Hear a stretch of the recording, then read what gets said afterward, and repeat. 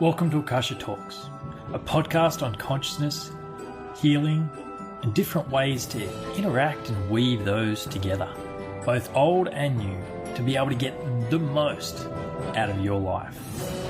I'm your host, Lance Baker, coming to you from Newcastle, Australia. Hope you kick back, relax, and enjoy the show. Welcome back, Matt Dragonstone. Hi. How you doing, man? Good. I can't believe it's been a year since we've been Zoom to Zoom, but we've had plenty of time face to face over this year. But welcome back. Thanks, mate. Yeah, it's been good to actually meet you face to face this year, which is a good, which is a difference because we've only ever done Zoom before. But you've come down to sunny Melbourne, and we've met. We did, although I'm not sure what universe sunny Melbourne was in. But anyway, there was some moments. Yeah, true indeed. So, we've had you on a bunch of times. For those who haven't been listening in before, Matt is an astrologer in Melbourne.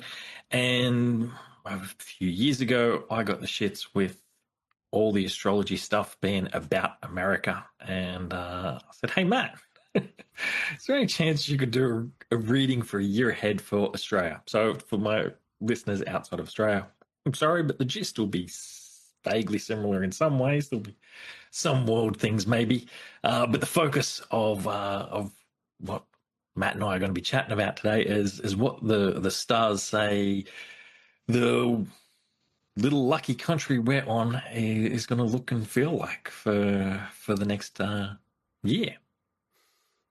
Yeah, man. Yeah, it's and the lucky country. I'm loving that. That's going to be the motif, I think, for this year, for this reading. Yeah. Good. So my astrology knowledge for the year ahead is extremely limited.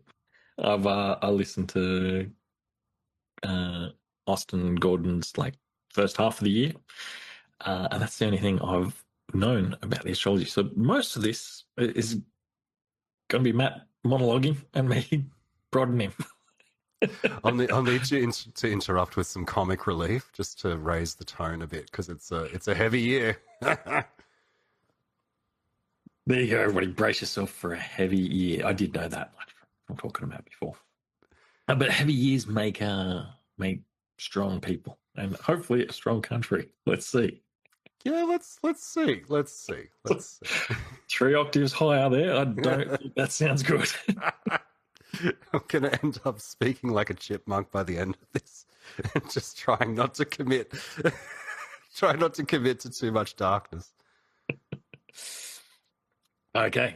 So, when actually, before we get into what the year brings, is there anything you want to bring up about what you remember saying about last year? Before we get into it. I can't even remember what you said.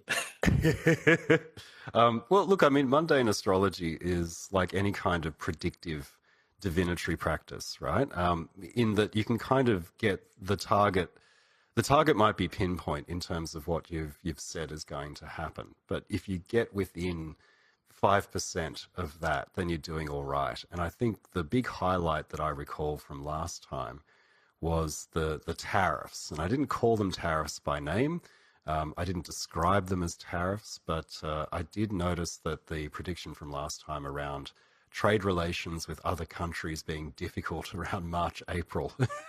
I do remember that. Seems to have landed, and it took the form of tariffs, and it just about took me out with my talisman business because the bulk of my customers are in the United States, and it sort of ground to a halt at the worst possible time. But that's sort of life, isn't it? When I should have known better. But I think that was the big highlight. Didn't really comment on the election last time because I couldn't see the forest for the trees, basically. I was very much into the granular analysis of the ingress charts and paid no attention to the fact that there was a federal election last year at the beginning. So kind of forgot about it, but just as well because Albo survived. We have Albo for at least another couple of years, And as far as I know, there are no federal elections this year, so I don't have to worry about making that mistake again. Okay. But So, with the reading forward for this year, when does this year start?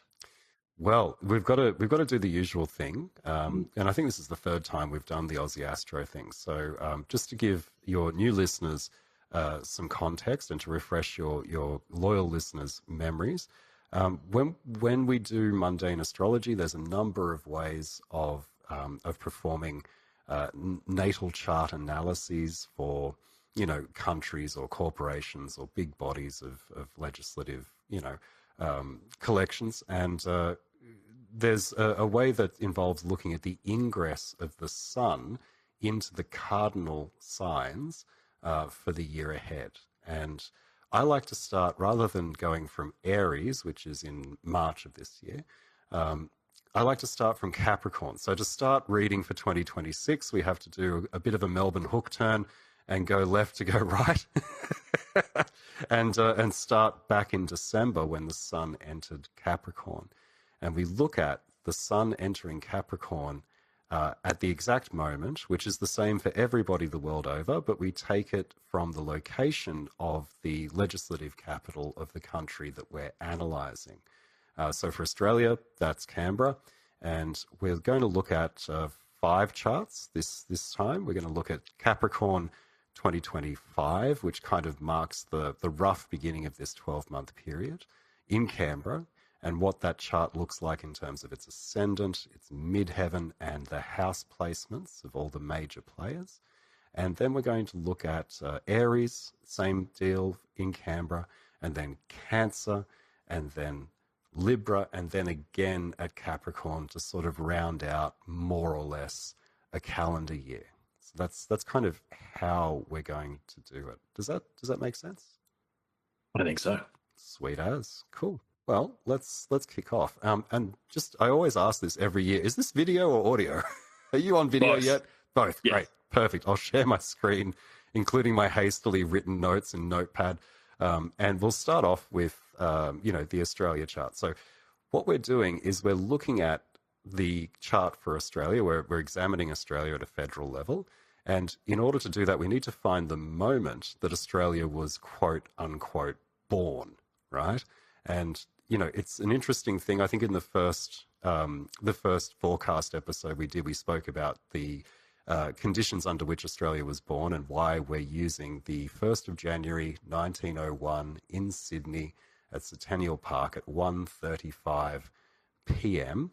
And we're using that as the chart for Australia. And we'll look at the ingress charts for Canberra because that's the current legislative capital. And we might even do a little bit of a comparison for certain moments in the year when we're going to see some of the, I guess, the promises contained in each ingress chart playing out in terms of Australia and in terms of the natal chart for Australia, in air quotes. I'm doing air quotes for the listeners. So we're looking at Australia, we're looking at a Capricorn nation with an Aries ascendant, very important for this year.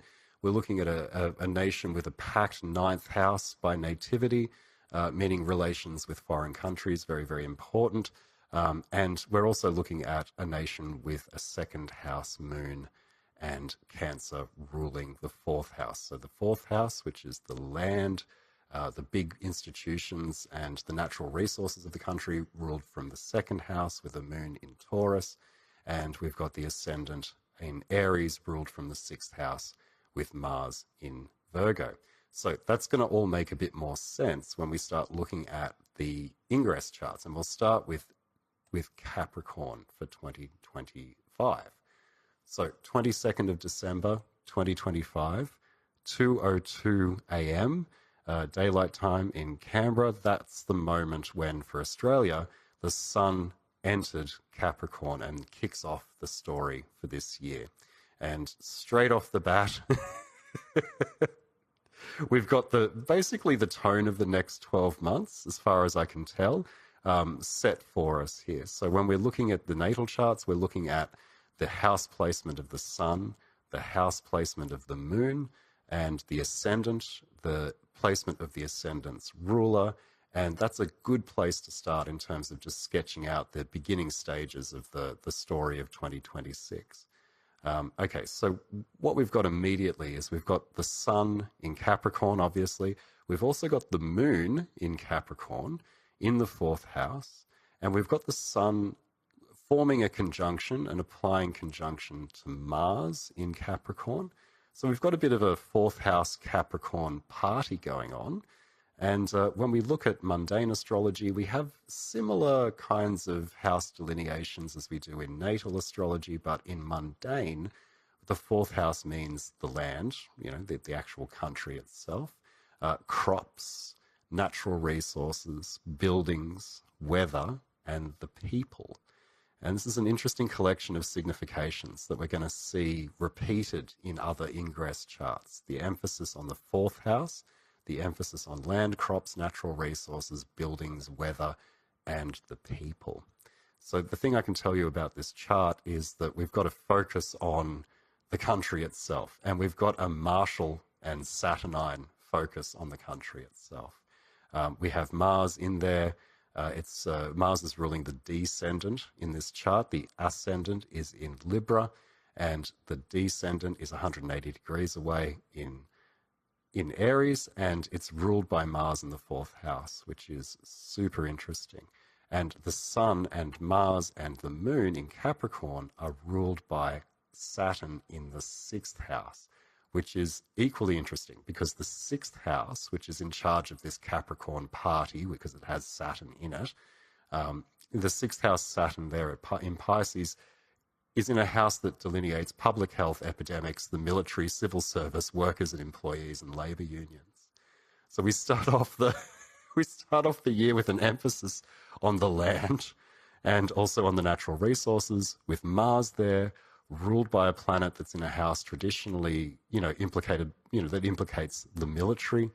And that's kind of the bubbling subterranean surface underneath the ascendant. We take the six houses underneath the ascendant as kind of subterranean, so to speak, that kind of influences our public image from Capricorn through to the Aries ingress in March. The midheaven is in Cancer, and thank God Jupiter in Cancer is there as well in the 10th house. And the midheaven in mundane astrology represents our public image, basically, how we're presenting ourselves on the world stage.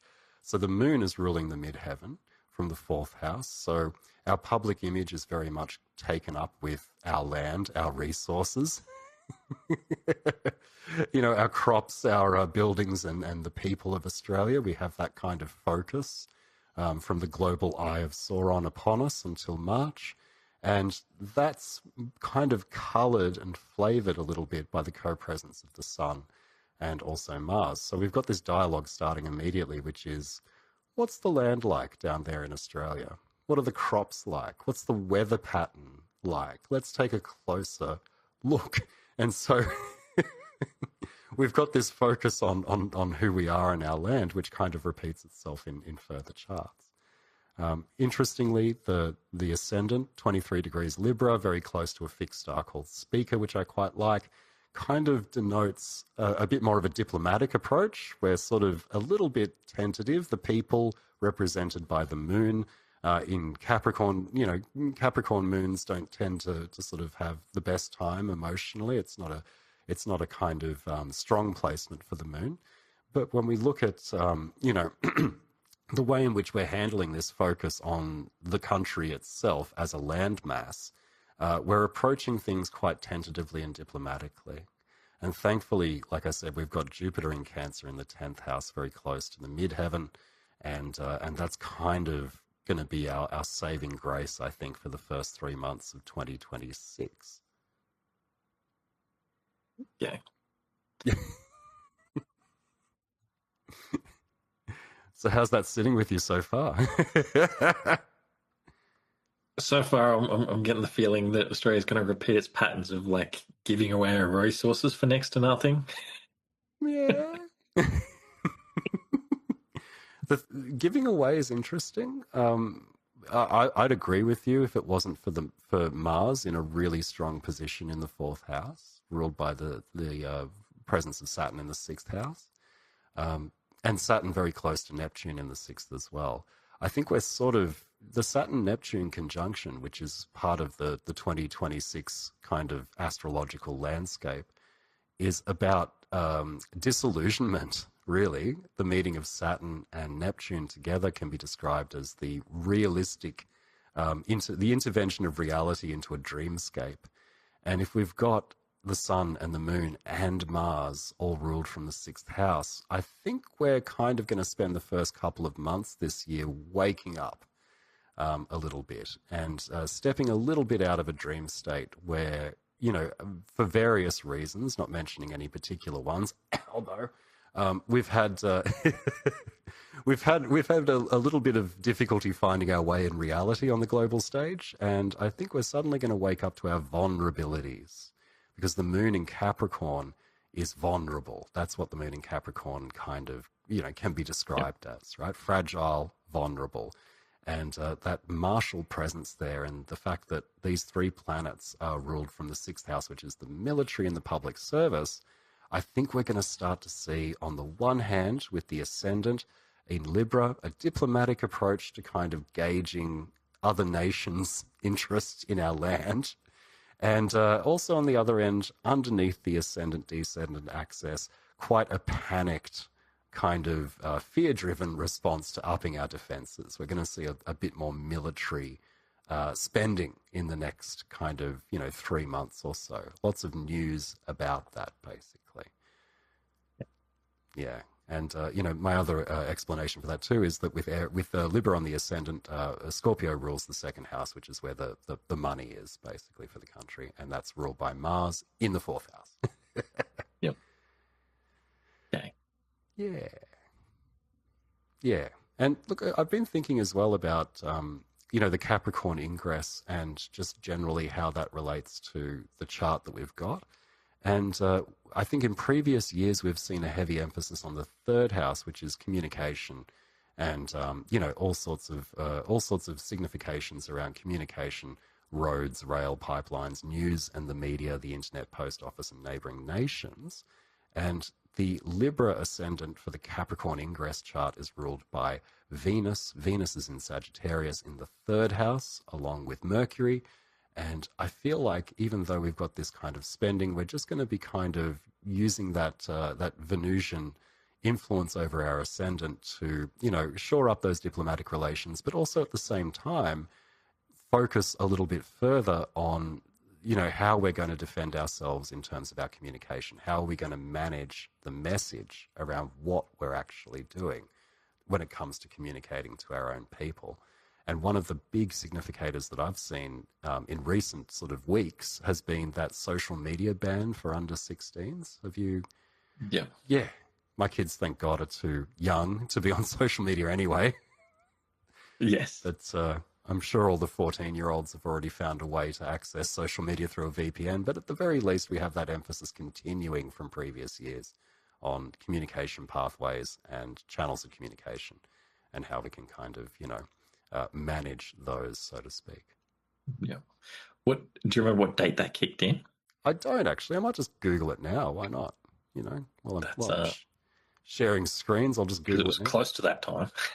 It was close to that time. Hang on. Social media ban Australia for under 16s. Okay.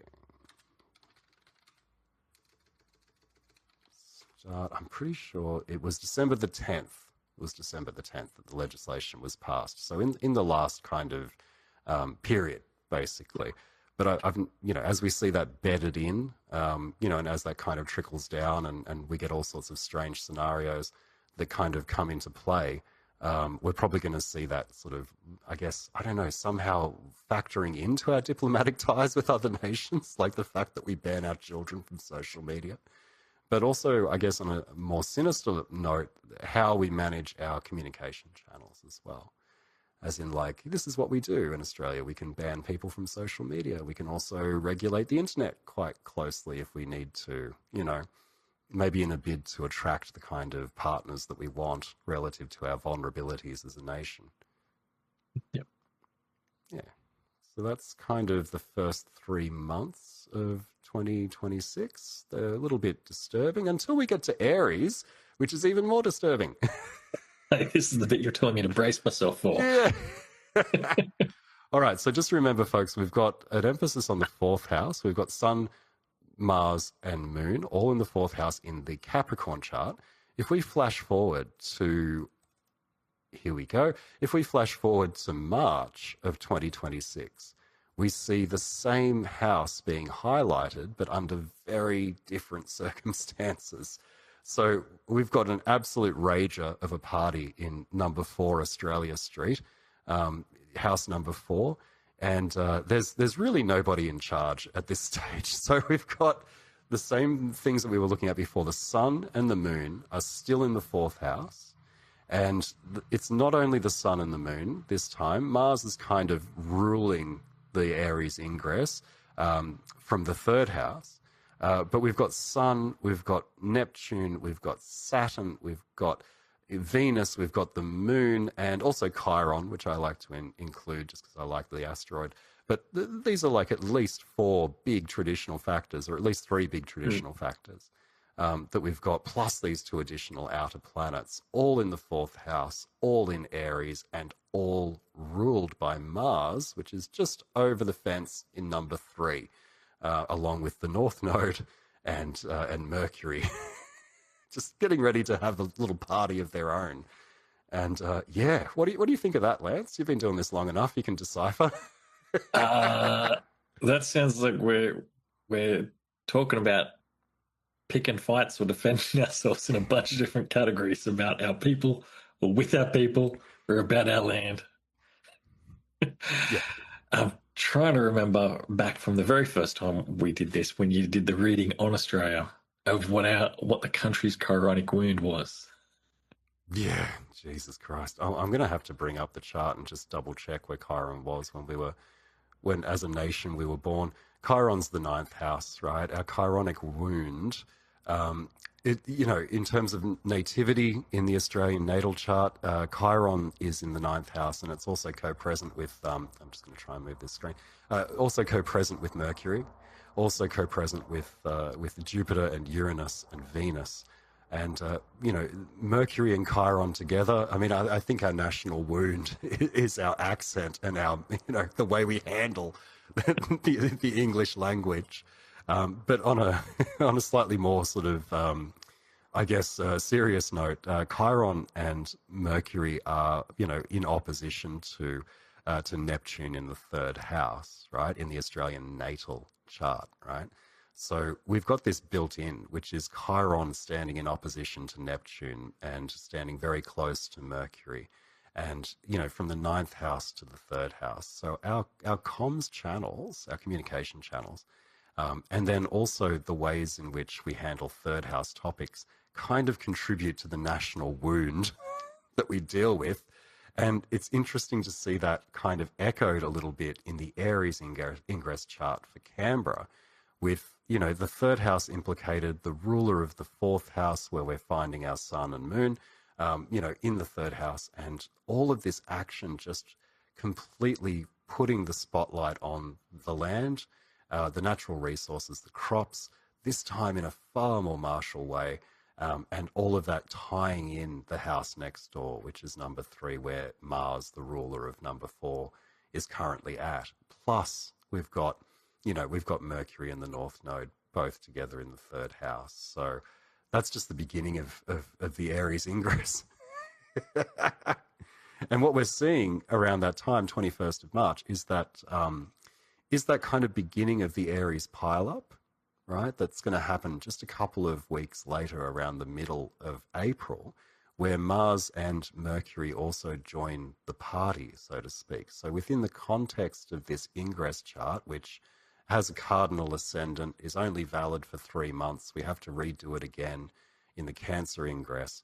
We've got all of this action just focused intently on not only the land and the crops and the people and the natural resources, but the stories we're telling ourselves about that, and the ways in which the communication channels and the roads and the shipping lanes and the things that we use for domestic travel, and here's where we talk about airplane travel, start to get hyper martial, hyper martial. Yeah.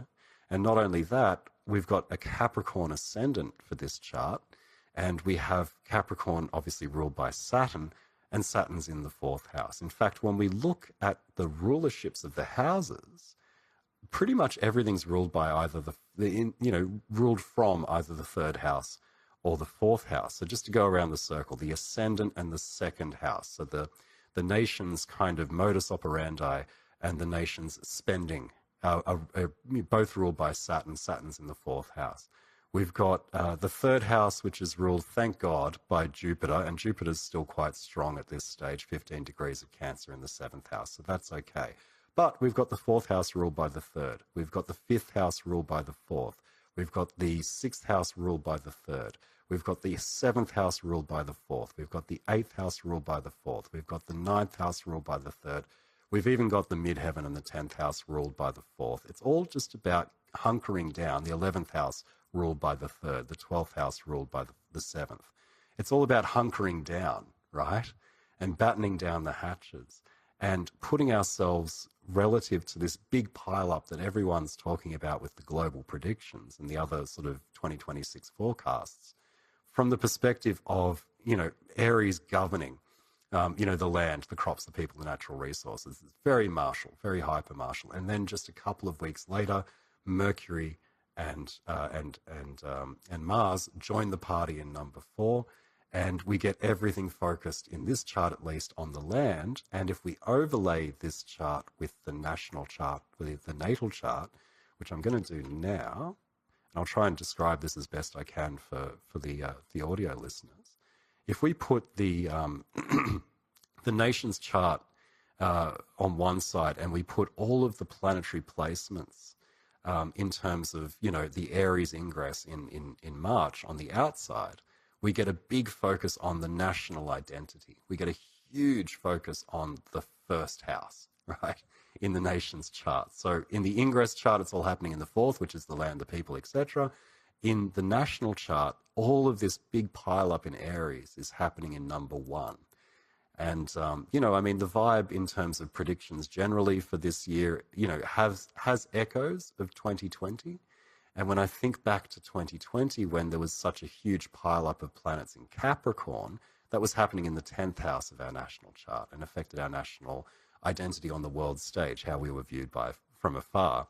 With the Aries ingress, what we've got is that big collection of planetary energies just hitting the first house of the national chart and changing the way we do things, albeit for just, hopefully a couple of months until the Cancer ingress, but more likely with all of the factors in play and the particular planetary energies that are happening, kind of diverting the way the nation works, maybe permanently. That's going to be my big call, right? Okay.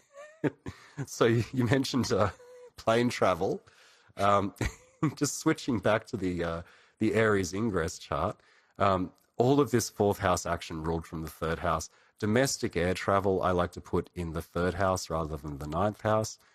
It kind of makes sense. Australia's huge, and so the domestic air travel thing is quite a prominent part of how we get around with our short trips. And I think we're going to see some sort of stoppage to domestic air travel, if not international air travel, around March, April, just simply because of the factors in play with a stationary, Mercury in the first decan of Pisces. Mercury doesn't particularly like being in Pisces. We've got a conjunction to the North Node, which brings chaos. And we've got Mars just going, no way are we going to do this. It's too much of a threat. We're in threat response mode, Yep. Saturn's ruling the ascendant from the fourth. We're a little bit kind of cagey around March and April about the security of the land that we live on, so the security of the nation. That would obviously have ramifications for air travel, but is also going to potentially impact interstate and intercity travel as well, if that kind of vibe continues, particularly as we enter into April and May. So, Aries is where it's at. The Aries ingress chart sets the proper scene.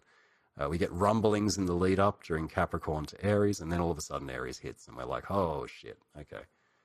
Shit got So real. maybe like in the COVID lockdowns, I went up to Queensland and there was like the big border protection thing, and I had to like have a pass and an ID and all the rest. And then when I come back, New South Wales didn't give a shit. They're like, whatever. Yeah, pretty much. I wouldn't know I was in Melbourne, just not allowed to leave my room, let alone my house. Yeah, but all jokes aside, it's a pretty intense kind of period, March, April, and globally, everyone's going to feel this in one way or another. The American ingress charts don't look amazing. And, we've got sort of, Great Britain, which has the same ascendant. England has the same ascendant, at least, as Australia. So we're probably going to see some sort of impact that crosses that Commonwealth divide, so to speak, and kind of hits us down here. And this is the kind of chart that speaks to me about a kind of fear response that sort of I guess generates the motivating factors for our actions, legislatively and otherwise. For the next 3 months, it really can't be understated how important this period is for the nation's history, and definitely for the nation's sort of pathway through 2026. Okay. Yeah. There's some good news in this though, which is There is. yeah. So we've got sort of Mars is under the control of Jupiter, so there is that kind of seventh house emphasis, right? Which is that sort of diplomatic relationships with other nations where there's trade relations. So I feel like what this is going to do, and not forgetting that the third house is also the house of the nation's neighbors as well, so the countries immediately bordering or close to the nation. What this is going to do is probably, again, save our ass. Jupiter's still there in Cancer at the Aries ingress, offering some saving grace, but with the way that astrological aspects work, a lot of this Aries action, at least by sign, is going to be in an overcoming square to Jupiter anyways. So we might have positive relations diplomatically with other nations. Definitely our midheaven is kind of pointing somewhat in that direction, albeit ruled from Venus in the fourth house. But it's not going to be that much of a saving grace. We're going to come through more or less okay, just probably shut down, and at least the rumblings on a federal level are going to be felt legislatively throughout the country for the rest of the year. But, Jupiter can only do so much. It's kind of keeping Mars under wraps before it goes apeshit in the middle of April, and sort of leaves Jupiter's rulership. But, at least for the Aries ingress, we can see a lot of stuff, just crazy, crazy times happening in Canberra, and just the very thinnest thread of good luck helping us out. And that's kind of that lucky country vibe that I keep banging on about every time we meet up, where it's like, that's not a boastful poem. It's a fucking warning. Cool. Okay. Yeah. Then we move into Cancer. Yeah. Yes, we do. God, Does that get nicer? It's a nervous laugh, folks. I'm not a sadist. It's either laugh or keep talking in higher octaves. All right, so here we are in Cancer. We've switched up, okay? Second half of 2026, not that focused on land, not that focused on fourth house stuff, not even that focused on third house stuff. We see a little bit of an array of, the planets just kind of moving out of that big stellium in Aries, which is, thank God for that, right? And once again, thank God for Jupiter still being in Cancer, because we're looking at the Cancer ingress, and we've got the Sun in the seventh house this time, and we've got Mercury in the seventh house forming a conjunction to Jupiter, and so we've got a little bit more bonification of that house through the presence of Jupiter. For the Cancer to Libra sort of end of 2026, so that sort of Q3 2026. But, there's still that kind of residue of the Aries eruption in our fourth house, because the ascendant for the Cancer ingress chart is Capricorn, 19 degrees of Capricorn in Canberra on the 21st of June at 6:24 p.m. And so we've got Saturn ruling the ascendant, and of course ruling the ascendant from the fourth house, so there's still that kind of bedding down of I guess, Saturnine authority that's impacting the way that we do stuff from the fourth house. So the good thing about Aries versus Capricorn, and the good thing about 2026 versus 2020 is that whereas 2020 was quite long and had a long tail in terms of its impacts, 2026, the Aries impact will be short, sharp, traumatic, but kind of will move on a little bit, just a little bit from March when we get to June. So ascendant ruled from the fourth house, Saturn's in Aries. Saturn's going to be in Aries for the next 2.5 years. It doesn't like being in Aries. I've been thinking a bit about Saturn in Aries and what that means lately, and I've come to the conclusion that it's forced to act too quickly. Saturn's an old man, Yeah, right? that makes sense. And, I'm not saying that I'm Methuselah or anything like that, but as I get older, I don't like being rushed, Lance. I don't know about you. No. I like to take my time and just kind of warm up before I commit to things. Now imagine that you're like several billion years old and you're Saturn and you're just this old man figure that's all of a sudden pushed into a youthful sign. And, if we represent sort of the legislation and the law and justice, etc., through Saturn, and we've got that ruling the ascendant from the fourth house and it's in a youthful sign and it's being rushed, then, old men who are rushed tend to get really pissed off and angry. Old men who are rushed tend to get very cantankerous, and they tend to just make blanket decisions for the hell of it, just to do something as a means to, you know what I mean? Like, if I'm too rushed in traffic getting to work, not as an old man, but as a getting old man, I tend to just go, oh, fuck it, I'll just take the side street because it's here and it's open and I want to get to work. And that's never a good idea in Melbourne, particularly in Brunswick where I live, where, everything's just very slow moving. If we think about that sort of legislatively at a federal level, our ascendant is ruled by an old man who's being on a skateboard, basically, unsure on his feet, absolutely hammering down Brown Street. You know what I mean? Like, not sure how this is going to go, kind of relying on his wits and a little bit of luck.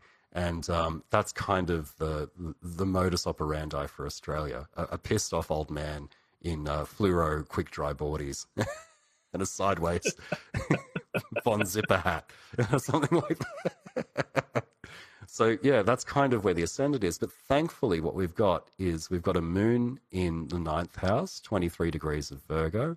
And that moon is ruling the sun. It's ruling Jupiter. It's ruling Mercury, all in the 7th house. So the 9th house and the 7th house intimately linked. The 4th house and the 1st house, we're still a bit cagey and defensive because we've been woken up too early and forced out of bed. But we've got 7th house, 9th house working together. And obviously 7th house diplomatic trade relations with other nations. We're going to see that being quite prominent from June until September, October when we get the Libra ingress. And that's going to be predominantly foreign countries, not necessarily neighboring countries. We're kind of looking more towards good old America, and we're also looking towards, England and Great Britain, the UK generally, for what it's worth. They're not going to be in a good way themselves, so it could be a bit of give and take there. Yep.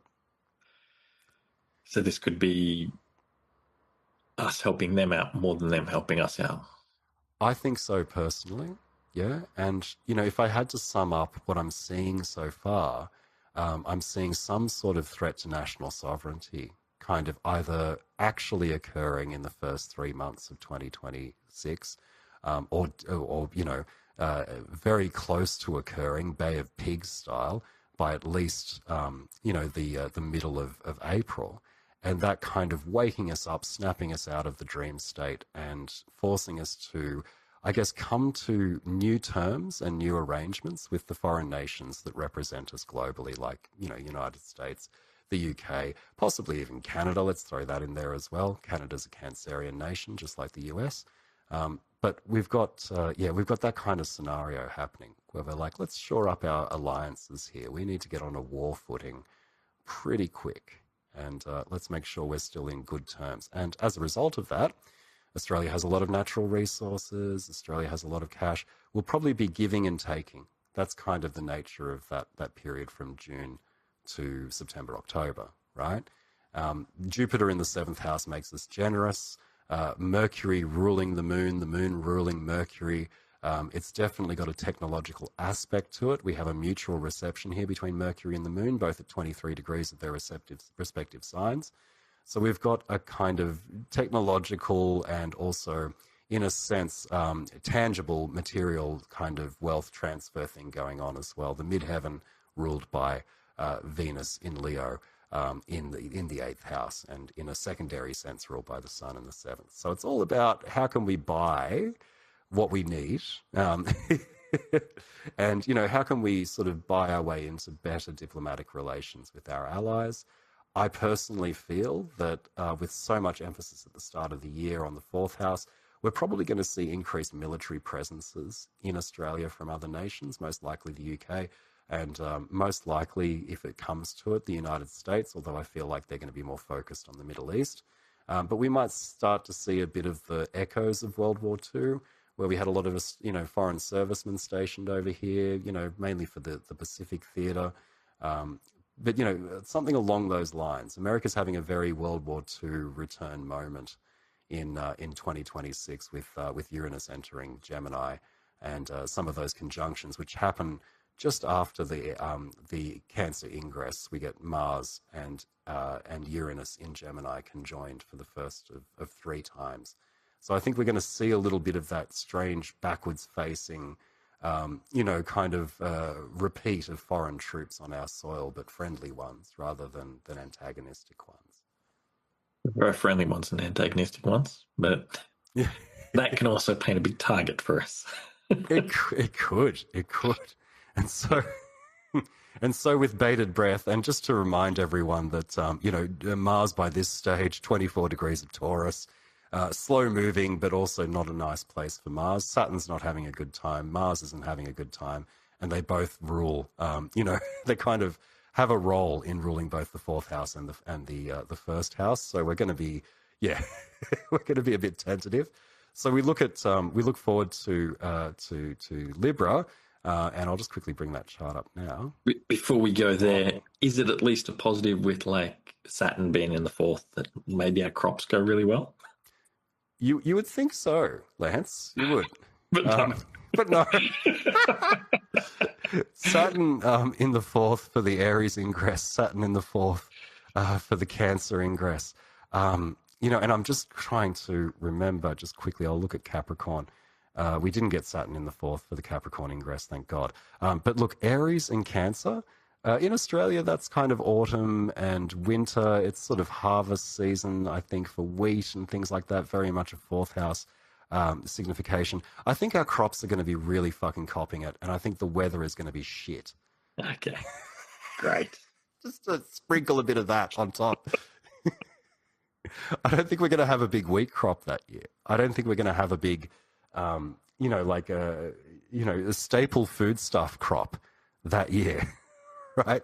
I don't think we're going to have a very good season when it comes to things like fires, particularly around Aries season. Because with that, I feel like fires are going to be fucked this year. I mean, we're waiting for the next big, fuck off fire season to happen. Like the last time, funnily enough, was 2019. Of course, how quickly we forgot about that. But it's usually the end of the year. It's usually summer, right, that we start to see the fire dangers. But I think the weather is going to be so shit, and so like the summer isn't necessarily going to be prolonged, but there's going to be unpredictable weather patterns that around Aries ingress time, the whole place could literally catch on fire. And so, make of that as what you will. Weather awful, crops not doing the best, really, even with Jupiter in Cancer, which is traditionally really good for crops. I think we've got too many factors that overcome Cancer from Aries to make a good season, a good harvest, dependable, so to speak. Luckily, for the most part, the sixth house, which governs food, and to a certain extent, the moon, which governs the food of the nation, isn't that impacted, but I just don't think it's going to be a good time for our farmers in the first sort of 6 to 9 months of 2026. Sorry, guys. I'm just the messenger. Don't shoot me or anything. Yeah. Aussie farmers are used to the rough end of the stick. Yeah, exactly. Yeah, exactly. Well, they're going to get a pretty rough shake next year, unfortunately. So let's continue the good news party. Here we are at Libra. Okay, things are a bit better. Libra, things shift a little bit better. We don't have Saturn in the fourth house, for instance. We don't have a cardinal ascendant. So for Capricorn, Aries, Cancer, we had a cardinal ascendant, which means things move so quick that it's ridiculous. But for Libra, we have a mutable ascendant, which, you know, in terms of what this means for mundane interpretations of a chart, if your ascendant is mutable, it's good for the next 6 months. So I think by the time we get to Libra season, so, you know, September 23rd and on for the rest of the year, the stage has been set. All the actions happened in the first kind of 3 to 4 months of the year. We've got a little bit of a new operating system, and we've got a little bit of help. So, you know, Sagittarius ascendant, it's ruled by Jupiter in the ninth house, and Jupiter's forming a trine to the ascendant in the Libra ingress chart. The sun is in the 11th house, and the moon is again in the third house, right? So again, lots of impact on the third house. But when we get to Libra, we've got the 11th house sun, which is about parliament and legislatures and city councils and different types of legislation that is powered by democratic rather than executive function within a government. And also our friends, the friends of a nation as well. So Libra, ruled by Venus and co-present with Mercury, so we're going to see that kind of techno aspect to it as well. Mercury is forming a trine to the moon in Aquarius, a very humanitarian sign in the third house. Again, emphasis on telecommunication, transportation, roads, rail, pipelines, news and media, the post office and neighboring nations. We've got a kind of legislative shift that's kind of passing, you know, Parliament, upper, lower house and Senate, that's kind of geared towards, I guess, maybe even a popular reaction to the first 4 months of 2026, and is more about accommodating the people into the new legislative framework. It's still something that's kind of ruled over by the Sun, and Mercury are both ruled by Venus. Venus is in Scorpio, why not? You know, Venus doesn't particularly like being in Scorpio. It's in the 12th house. So the corruption and the perturbation of you know, that legislation will continue as it always has. But the stories that we're telling each other about this is going to be very much like, let's band together as a nation. Let's collectively come together around September or thereabouts, and certainly for the rest of the year and into 2027. Let's collectively respond. Let's collectively legislate. Let's collectively start to form an identity that takes into account the presence of foreign nations, because the ascendant is ruled from the ninth house. And the ninth house has Jupiter, not necessarily strong or weak in Leo, but definitely, you know, I'm looking at sort of the south lunar node here as well, being in the ninth house along with the ascendant ruler.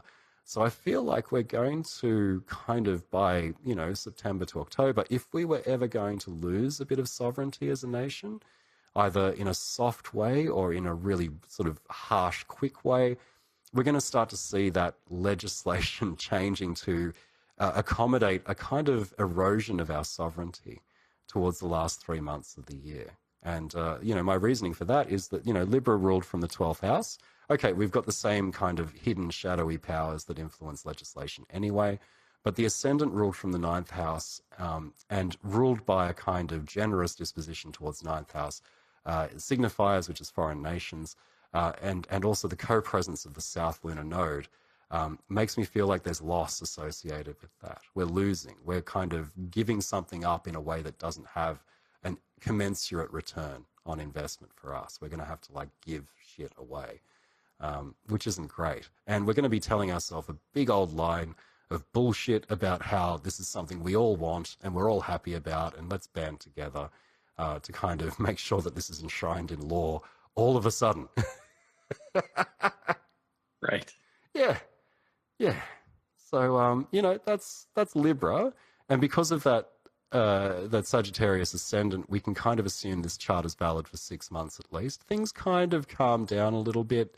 We don't see as much emphasis on action. We don't necessarily have big, hard angles to, you know, the ascendant, for instance. And the sun, while in an opposition and applying opposition to Neptune in the 5th house, you know, and the moon in an opposition to Jupiter in the 9th, you know, it's sort of the opposition isn't a fast-moving transit. The square is a fast-moving transit. We saw a lot of that. The conjunction, obviously, very fast-moving. But oppositions tend to take their time to work themselves out. And it's all about finding balance. Funnily enough, for Libra season, it's all about finding balance, harmony, accord, and kind of shoring up our friendships with other nations. So very specifically, the 11th house, friends of the nation, right? Who are our new friends? And let's see how we can kind of come out of this more or less unscathed. And that kind of sets the scene for the next 6 months and then into 2027. So that's the bones of it. Yeah. If you're still listening, well done. But yeah, that's kind of what I'm seeing next year, man. It's not amazing. Doesn't sound super uplifting. No. And I think that there's a kind of deeper narrative here as we track the role of Saturn through all of these charts, and we sort of have the big aspect that's been forming for a while now, which is the Saturn-Neptune conjunction, and how that's kind of got a role to play throughout all the charts that we've looked at so far for 2026. Saturn, Neptune together in Aries, right? 0 degrees Aries is when the aspect perfects. But that's all about waking up, right? And if we take 2026 as the kind of, I guess the square, the literal square to 2020 and the astrology then, we had 2020. We had the kind of heavy Capricorn Saturn in a good position, overtones, and the change to how we were for a good couple of years, and then probably 2022 to 2025, everything's just sort of a little bit blur in Australia. I don't know, Lance, what's been your read on that 3 years from 2022 to 2025? Definitely been a blur, and there's been a lot of, I feel there's been a lot of people like not looking at what happened. Blind eye to everything. Let's just get on with it. Like, we got fucked over, but let's not talk about it. That I was going to say is that part of what this Saturn Neptune thing could be, is as we wake up to ourselves of where we've let different people and influences lead us astray, that maybe we harden up a little bit as a country of stand up for different beliefs a bit more. No. Damn it. Come on. No, this is I think as a people... Maybe it sows the seed that starts? I think with the people we start to see, that seed kind of starting to germinate, because it was sown in 2020, but it was sown so fucking deep that it's had a bit of a pathway to get above the surface. And I think what we get in 2026 is good conditions for little seeds to germinate. But at a national level, right, using these ingress charts relative to the federal government, absolutely not. We don't see the people being involved other than in a repressed function, basically, right? Which is, we're kind of kept in the dark. We're the mushrooms of the political apparatus, kept in the dark and fed on bullshit. And that's kind of reflected a lot in these ingress charts in Capricorn, Aries, Cancer, and Libra. So I feel like it's more, looking at the big apparatus that governs the country, it's the same old story, which is, feed the people a load of bullshit, monitor their movements, restrict their movements where you can, and we'll probably see some kickback against that, because I do feel like there'll be restrictions on transport or difficulties with transport in the first 4 months of 2026. But, in terms of a people to be governed and the mechanisms by which the government, which is what we're looking at, governs the people, which is a part of that structure, it's going to be pretty heavy-handed. And that's going to be part of that wake-up call. So number one, we get woken up around Aries ingress time, a little bit beforehand actually, by the dream just coming to an end, that kind of narcotic Piscean, Neptune and Saturn in Pisces, everything being very difficult to enforce, the boundaries between self and other being blurred, and, self and reality being blurred by the rise of things post-COVID, like, I guess, social media just going ape shit, and artificial intelligence falling into that technological maelstrom, and seeing social media and technology as an instrument of control by governmental structures, or the people who run the governmental structures. And we get woken up from that, right? A little bit. And we're like, holy shit, it's 2026. And, reality has come to live with us a little bit. And, we start to see all of this kind of legislative scrambling for that first sort of 6 to 9 months of the year, which aims to keep the people in the dark, as always, to make legislation that, while on the surface appears to take into account a fraction of what the people want democratically, underneath is really just controlled by shadowy figures, as part of bigger transnational structures and things like whatever it is, AUKUS or whatever we're called. That's sort of what's really in charge.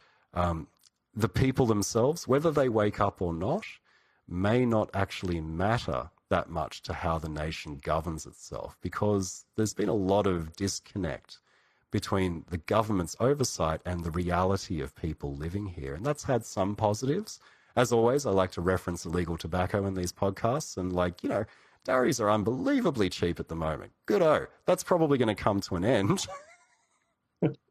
But it's one of those kinds of dreamy manifestations of Pisces and the movement from Neptune and Saturn out of Pisces into Aries, where bubbles get popped, right? Saturn, Neptune, and most definitely Saturn, Neptune, with Mars steamrolling over the two of them in mid-April, is the bubble buster par excellence.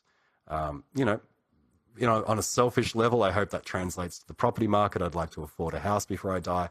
But there's other ways in which bubbles that are built on a disconnection to reality are just going to start to burst. And I think it's an outside force that comes in to burst that.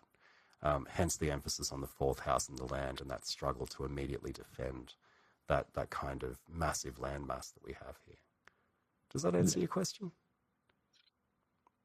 It does. I'm still going to hold hope that maybe this is enough bullshit that people start to question things, that yeah, that's fair. Future years finally become easier. That's fair. That's fair. Look, I mean, in terms of the people, just going back to our lived experience of being in Australia in the first 9 months of next year, we're kind of going, I feel like we're going to be left alone so long as we kind of adhere to a couple of pretty strict pieces of legislation. Yeah. And that space where, administrative and governmental oversight, even down to the level of policing and the police force and how we police, each other within the nation, there's still going to be a focus shifted elsewhere. I would say more so engendering a kind of space where people can start to make their own ways rather than collectively, but just kind of individually and in groups to resist and to kind of find ways to resist. I mean, we're entering a state, I think, this year where surveillance of the people is quite strong and starts to get hyperactive. But that's also an invitation to resist in ways that can kind of circumvent surveillance. So mass upheaval, no, we're not there yet, right? But, smaller pockets of people meeting clandestinely, particularly within the lens of Saturn and Neptune in Aries, there's an element of Fight Club about this. And interestingly, I've had Fight Club come up in about 3 or 4 conversations with various groups of people, totally unconnected. And it seems like Fight Club is kind of enjoying a bit of a moan at the moment. I think it's just people look at you and want to punch you in the face. Probably. It's the mustache. I love it. It's not going anywhere. Good. It needs to stay. As a man in my 40s, I'm entitled to a free mustache. But look, I mean, Fight Club seems to be sort of bubbling up as one of those cultural artifacts that might be indicative of those first couple of months of Saturn and Neptune both together in Aries. And I have my reasons, but I just want to know what you think about that to start off with.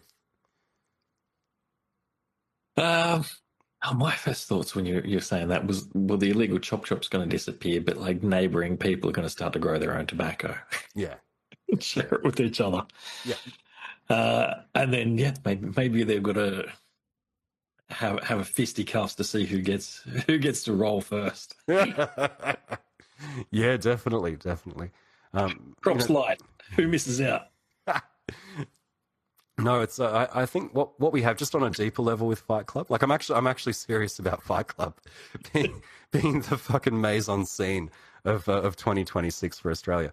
My memory of Fight Club, and it's been a while since I've watched it. I'm going to watch it again tonight.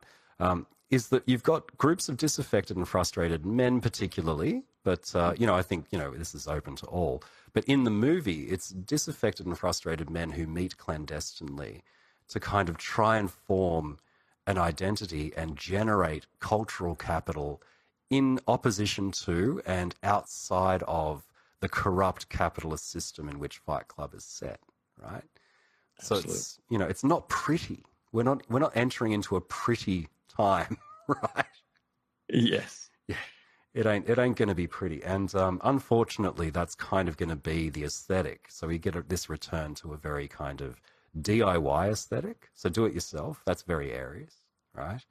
And DIY in terms of generating cultural capital outside of systems of control, that kind of grows in this strange sort of, I guess, rhizomal way into a kind of movement that sort of has some political clout and against which the governmental structures are going to have to make some sort of response. And I feel like initially that will be, let's pretend it doesn't happen and continue feeding a line of bullshit about a reality that doesn't exist. And then eventually in 2027, probably clamping down a little bit more and funneling all the disaffected youth, and particularly the young men, onto big army trucks and sending them off to a war somewhere else, unfortunately. Yeah. That's another big aspect of Fight Club is the people not saying anything about something obvious. Like the whole reason why he started writing the book was he turned up to work with his face all beat up, and nobody asked him about it. Yeah. And so that's sort of the seed of the idea of it. And then like well, if anybody needs a spoiler for it now, you've waited too long to watch Fight Club, where at the end and it's giving away the secret, and he's like beating on himself.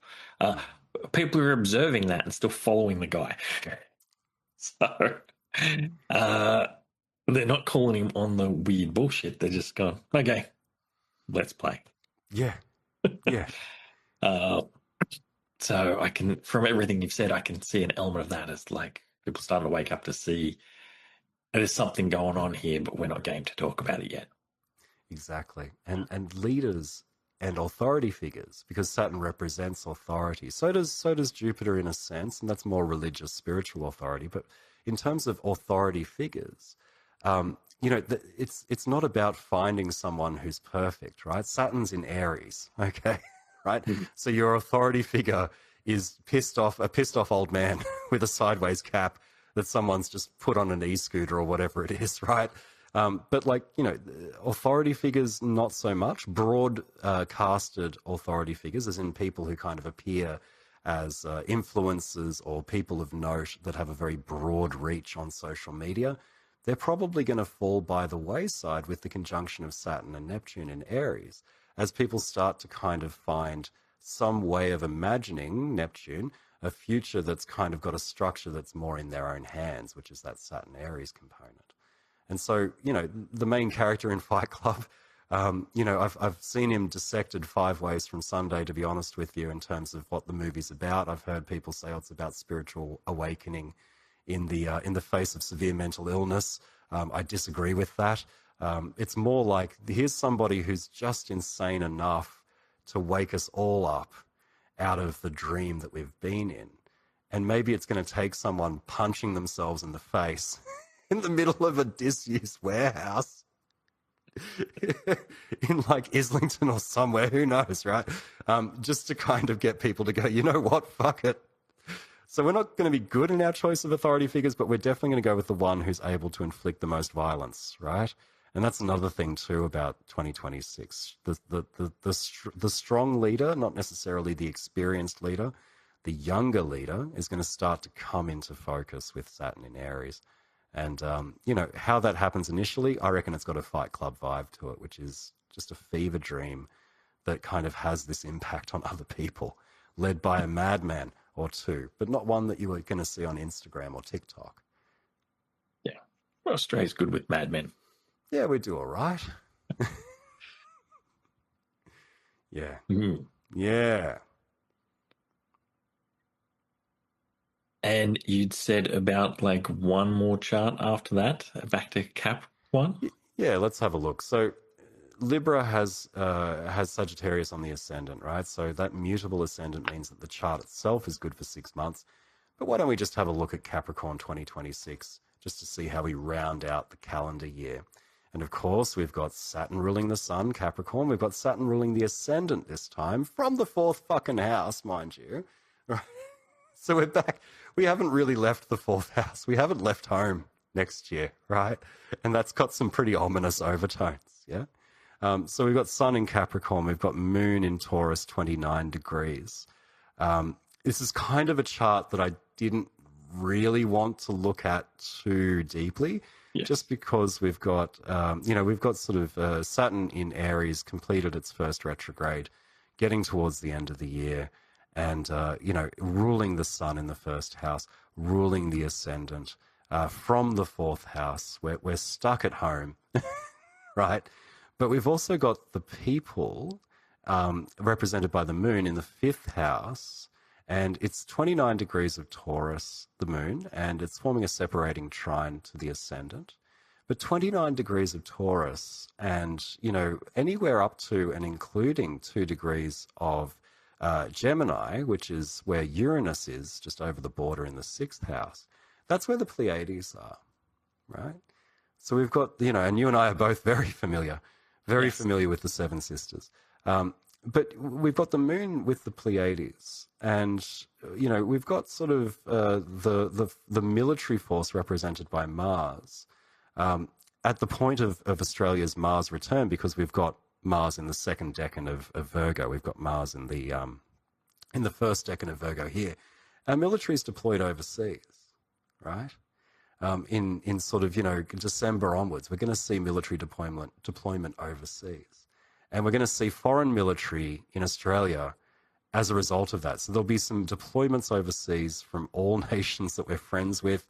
I think we're going to see that military presence in Australia kind of a part of the landscape now towards the end of next year, and our own military going overseas as well. And the people at 29 Taurus, ordinarily with the Pleiades, just like with Algol, there's positive uses for the Pleiades, and then there's significations of the Pleiades, right? And so to take Algol as an example, something that some of your listeners may be familiar with, Algol is the most malefic star in the sky, except when you use it as a protective charm, and then it becomes the most protective charm. The Pleiades is good for magic, it's good for divination, but there are implications historically with this fixed star cluster that aren't great, right? That kind of represent a little bit, I think the Chinese astrology has a particular kind of interpretation of the Pleiades, which is the pile of corpses, right? And we see the Pleiades represented even in Greek mythology and earlier mythologies as associated with death and dying, right?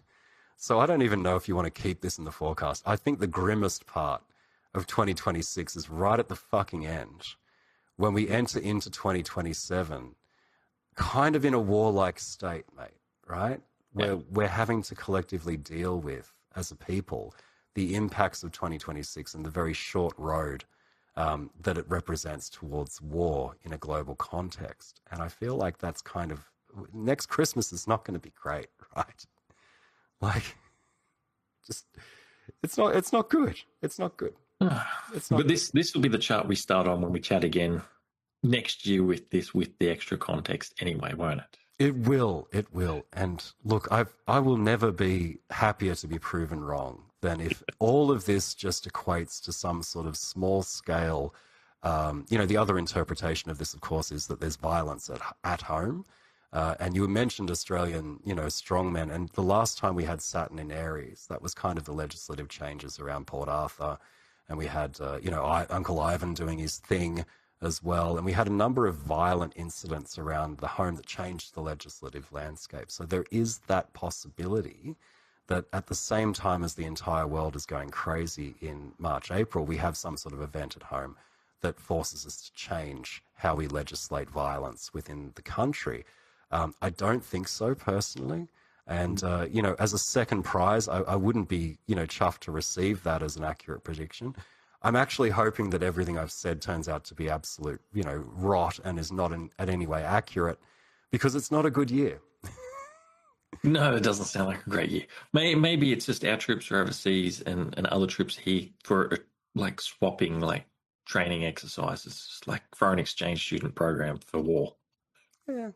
I mean, that wouldn't be so different to the way it works. We have military exercises up north, but I don't know, man. I'm seeing billeting. I'm seeing showgrounds and footy ovals being repurposed as makeshift camps and stuff like that.